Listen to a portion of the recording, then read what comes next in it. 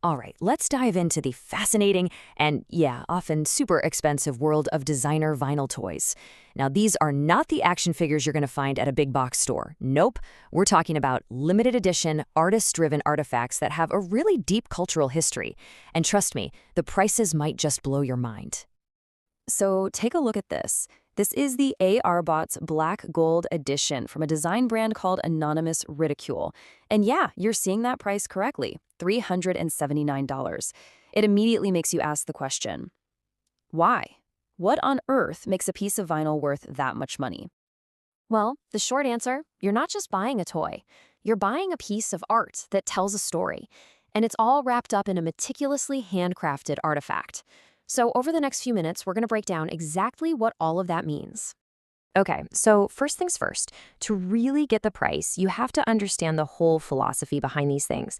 They exist in a totally different universe from the mass market, and they play by a completely different set of rules when it comes to how they're made and how they're valued. Here's the core difference, right here. On one hand, you've got your mass market toys. They're churned out by the millions on factory assembly lines, and they're designed to be everywhere. But on the other hand, that's the world of designer toys. These are made in super small, limited runs. They're driven entirely by a single artist's vision, and a lot of the time, they're actually finished by hand. Let's go back to Anonymous Ridicule, the creators of that toy we started with. It was founded by a guy named Ken Tay, who is a massive Mecha enthusiast. I mean, he lives and breathes this stuff. He designs and collaborates with artists from all over just to celebrate a shared love for mecha robots. See, this isn't a product cooked up in a boardroom, it's a total passion project. And that personal vision, that's the first ingredient of its value. And a huge piece of that passion comes down to the material they choose to work with. A lot of these high-end collectibles are made using a very specific, traditional Japanese technique. And that technique is called Sofubi. Now, the name itself is just a contraction of soft vinyl, but it stands for so much more. It's a craft with deep, deep roots in Japan, going all the way back to the classic monster or kaiju toys of the 1960s. It's a whole process where every single figure is hand-poured, hand-trimmed, and then painted with incredible care. It's all about carrying on that unique tradition. So why go through all that trouble? Why choose such a difficult method? Well, the creators themselves say it's all about the tactile, emotional quality of the vinyl. In other words, the material itself just has this warmth, this character that you can't get anywhere else. It's a very deliberate choice to connect their modern designs to this amazing history of craftsmanship. So, how does one of these Sofubi figures actually come to life? The journey from just a simple idea to a finished collectible is this really careful dance between pure art and serious engineering. Yeah, this process doesn't start in a sterile factory. It starts right here, at a desk with what the creators call sketches scattered like fallen leaves. It's incredible to think that these complex 3D figures start out as just late-night doodles and messy brainstorms, just a pure, unfiltered vision. Okay, so that initial spark of an idea then goes on this whole journey. It starts as a sketch, then it gets turned into a digital 3D sculpt. After that, they 3D print a physical prototype just to hold it, feel it, and get the design perfect. And only then, once everything is just right, is the final production mold made, ready for that traditional Sofubi vinyl pouring and hand assembly. You know, that whole process brings up a really critical choice that every modern creator has to make.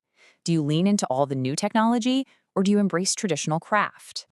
Let's break down the trade-offs here. On the tech side, you've got 3D printing. It's super fast, you can get insane levels of detail, and it's great for making prototypes. But the material can be pretty brittle. Then you have the traditional side, Sofubi. It creates that durable, lightweight figure with this iconic, almost warm feel that collectors just absolutely love. The catch? It's way more expensive and takes a lot longer, especially for small batches. And this is the key. A brand like Anonymous Ridicule makes a very conscious decision. They choose soft vinyl. They do it specifically because they want to deliver an experience that feels authentic, that feels timeless, and that feels deeply connected to that amazing history of Japanese toy making. Which brings us right back to the collectors and that price tag. Why are people so incredibly passionate about these pieces? Well, it's because all of those little choices in design and production, they add up to build very specific kinds of value. So here's what creates that value. First off, rarity. The runs are incredibly small. Then there's the craftsmanship, just knowing that each piece was finished by hand. You've also got cultural resonance. These toys are straight-up tribute to retro mecha culture. And on top of that, you have exclusive artist collaborations and really clever design features like the modular, swappable parts on the ARBOTS line. All these things stack up to build value. And that brings us full circle, right back to this number. Suddenly, this price tag doesn't just represent a plastic robot anymore. It represents the limited run, the artist's singular vision, the months of development, the hand-painted details, and the whole cultural story it's a part of. At the end of the day, the appeal is that these objects are so much more than the sum of their parts. Like the creators say, a figure like ARBOTS is a physical story, a nostalgic wink to the past with its eyes set firmly on the future. And maybe this is the most important part of this whole thing. Behind that long, expensive, complicated process, there is one single question that guides them. Will this character make someone feel something? In the end, creating that emotional connection, well, that's the real goal. So what is it then? Is it fine art? Is it traditional craft? Or is it a high-end collectible? You know, the more you look at it, the answer is probably all three. And that right there is what makes the world of Sofubi so incredibly cool.